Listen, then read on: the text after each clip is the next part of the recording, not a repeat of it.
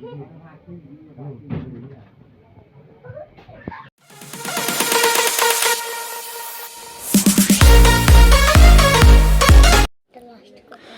Viewers, আজকে আমরা নিয়ে এসেছি একটা স্পেশাল খাবার, ডিম দিয়ে বিরিয়ানি। একদম শর্টকাট। দেখুন, এই যে আমি সব কিছু রেডি করে নিয়েছি। বিস্তারিত দেখি আমরা, চলেন। ওয়েলকাম টু মাহি রান্নাঘর 24। এই যে আজকে আমি বিরিয়ানি রান্না করার জন্য এখানে আতপ চাল নিয়েছি আধা কিলো, 10টা মুরগির ডিম নিয়েছি, সিদ্ধ করে নিয়েছি, আমি চুলে ধুয়ে নিয়েছি। আলু কয়েকটা কেটে আমি নিয়েছি, ত্রিকোণ করে কেটে নিয়েছি। ওদিকে আমি পেঁয়াজ কুচি নিয়েছি, আর এখানে আমি 4টা টমেটো ঘষে নিয়েছি।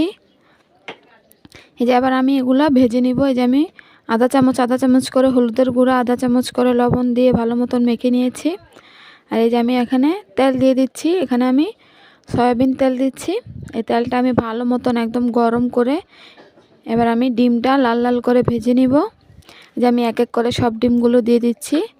সব ডিমগুলো দিয়ে আমি ভালো মতন ভেজে নিব। রান্নাটা কিন্তু একদমই শর্টকাট, কিন্তু খেতে ভীষণ মজা হয়। বাচ্চারা অনেক পছন্দ করে খায়, আমার মেয়েরা অনেক পছন্দ করে, এই জন্য আমি রান্না করেছিলাম।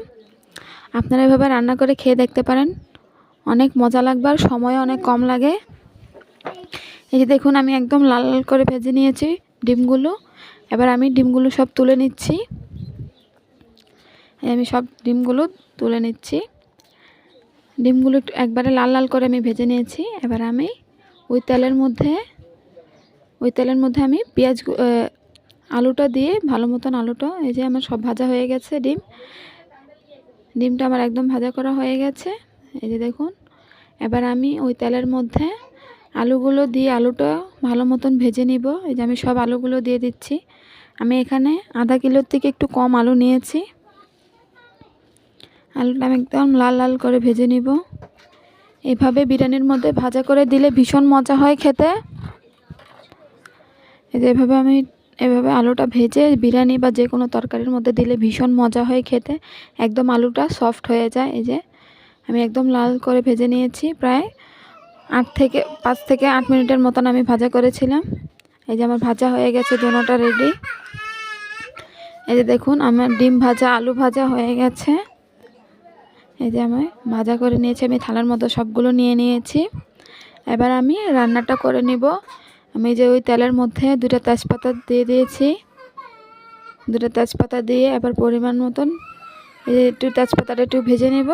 ভাজা হয়ে গেলে তারপরে এই যে আমি পেঁয়াজ কুচি দিয়ে দিচ্ছি। আমি কিছু পেঁয়াজ বেরেস্তা করে নিয়েছি, ওটা হয়তো দেখানো হয় নাই। কিছু পেঁয়াজ বেরেস্তা করে রেখে দিয়েছি বিরিয়ানির দেওয়ার জন্য, আর কিছু পেঁয়াজ দিয়ে দিচ্ছি বিরিয়ানি রান্না করার জন্য। যে পেঁয়াজটা হালকা একটু ভাজা ভাজা হয়ে গেছে, এবার আমি ওটার মধ্যে পানি দিয়ে দিচ্ছি। এই যে পানি দিয়ে দিচ্ছি, দিয়ে এবার আমি এটার মধ্যে আদা বাটা আর একটু আদা বাটাটা দিচ্ছি, আর এখানে কোনো কিছু দিব না। আদা বাটাটা দেওয়া হয়ে গেছে। এবার আমি একটু ভালো মতন আমি পরিমাণ মতন এখানে লবণ দিয়ে দিচ্ছি। এখানে আমি একবারে অল্প একটু, এই যে আমি বিরিয়ানির মধ্যে কিন্তু খুব সামান্য পরিমাণ মরিচের গুঁড়া দিয়ে দিয়েছি। আর এখানে আমি ধনিয়ার গুঁড়া 1 চামচ দিয়েছি, ছোটো চামচ দিয়ে, আর মরিচের গুঁড়া একদমই অল্প একটু দিয়েছি। এবার আমি টমেটোর পিউরিটা দিয়ে দিচ্ছি। এভাবে টমেটোর পিউরি কিন্তু বিরিয়ানির মধ্যে দিলে ভীষণ মজা হয় খেতে, সস না দিলেও হয়, অনেক ভালো হয় এভাবে টমেটোর ডাইরেক্ট পিউরিটা দিলে। এই যে আমি দিয়ে ভালো মতন কষিয়ে নিচ্ছি। এবার আমি একটু বিরিয়ানি মশলার থেকে 2 চামচের মতন দিয়ে দিচ্ছি। বিরিয়ানি মশলার থেকে আমি বেশি দিই নাই, 2 চামচ দিয়েছি, যেহেতু এখানে আধা কিলো চাল আছে এই জন্য। এই দেখুন, আমি সবগুলো মশলা একটু ভালো মতন কষিয়ে নিচ্ছি। এবার আমি ভেজে রাখা আলুটাও দিয়ে দিচ্ছি। এই যে আমি ভেজে রাখা আলুগুলো সব দিয়ে দিচ্ছি, দিয়ে ভালো মতন মিক্স করে নিচ্ছি মশলাটার সাথে।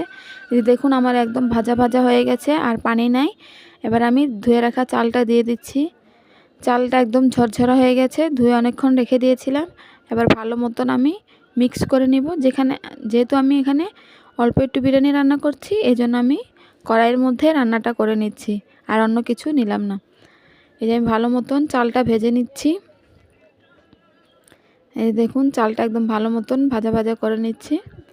আমার চালটা একদম ভাজা ভাজা করা হয়ে গেছে। এবার আমি ফুটন্ত পানি দিয়ে দিচ্ছি। আমি এখানে 1 লিটারের মতন পানি দিয়েছি। এই যে দিয়ে আবার ভালো মতন আমি মিক্স করে নিচ্ছি। এই যে ভালো মতন মিক্স হয়ে গেছে। এবার আমি ঢেকে রাখবো কিছুক্ষণ। এই যে ঢাকাটা তুলে দেখছি যে ভালো মতন ফুটতেছে।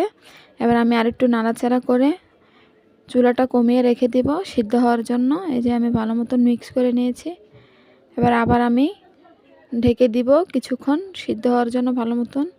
আমি চুলার আঁচটা একদম লোয়ে রেখেছি। এই যে আমার একদম রান্না করা হয়ে গেছে। এই যে চালটা একদমই সিদ্ধ হয়ে গেছে, আর একটু দমে রাখতে হবে। এই যে আমি ভালো মতন মিক্স করে নিচ্ছি, নিয়ে সবটা আমি একখানে করে ভালো মতন দমে দিয়ে দিব কিছুক্ষণের জন্য।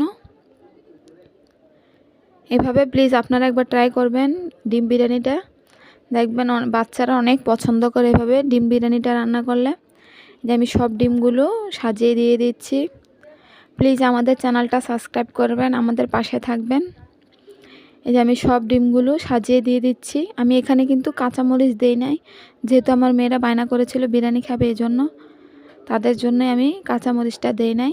আর এই যে আমি পেঁয়াজ বেরেস্তাটা দিয়ে দিচ্ছি, দিয়ে এবার কিছুক্ষণ ঢেকে আমি প্রায় 2-3 মিনিটের মতন দমে রেখে দিয়েছি।